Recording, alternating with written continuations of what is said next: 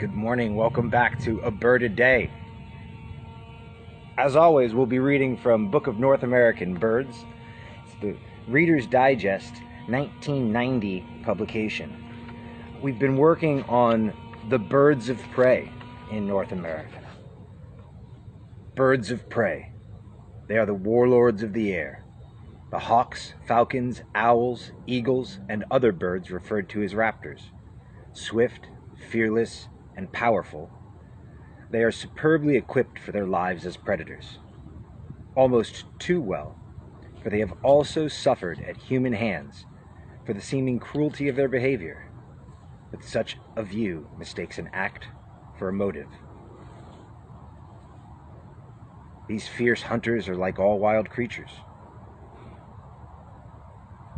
They are only carrying out the roles given them by nature. Yesterday's bird of the day on A Bird a Day was the broad-winged hawk. Today we're going to be covering the Swainson's hawk. Let's take a look. There's the Swainson's hawk.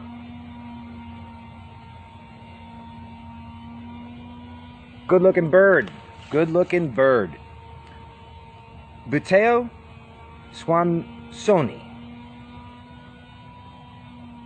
Okay. The farmer directs the mower through his fields. Crickets and grasshoppers spring for safety as he passes. In the wake of the tractor, where the blades have passed and the grass is cropped short, a dozen russet-bibbed birds scramble and dance. Are they injured? Hardly. The birds are reaping the bounty of insects and small rodents exposed by the mower. The farmer does the work.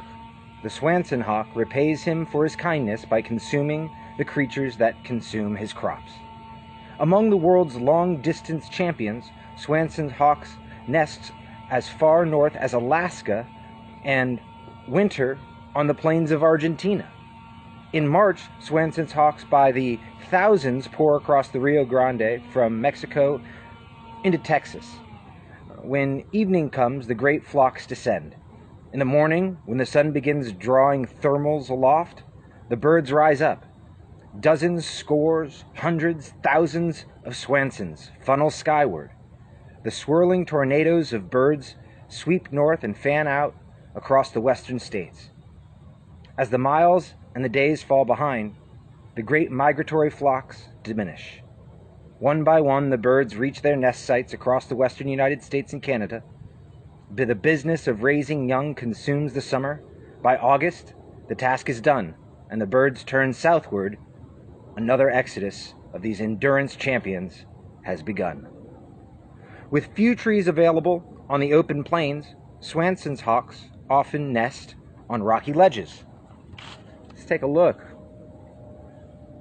We'll find a nice ledge to sit on. And you can see, as I said, it's the western United States and the western coast of Canada there. Very interesting. They make such a long migration down into Argentina. That's amazing. It's incredible. How do you recognize them, you might ask? Well, I'm glad you did. They're anywhere from 19 to 22 inches long.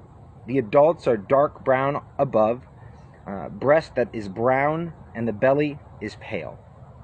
The immature are heavily streaked with brown, and the wings are longer than the tail when perched.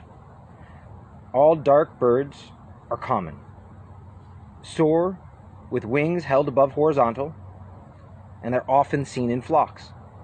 Their habitats are grasslands and desert.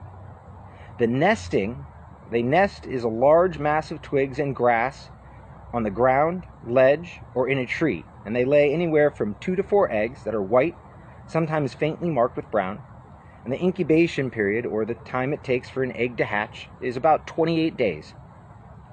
They are roosted on by both sexes, and the young have downy feathers, and they fledge about 4 weeks. Their food is mainly grasshoppers and crickets, also small mammals and birds.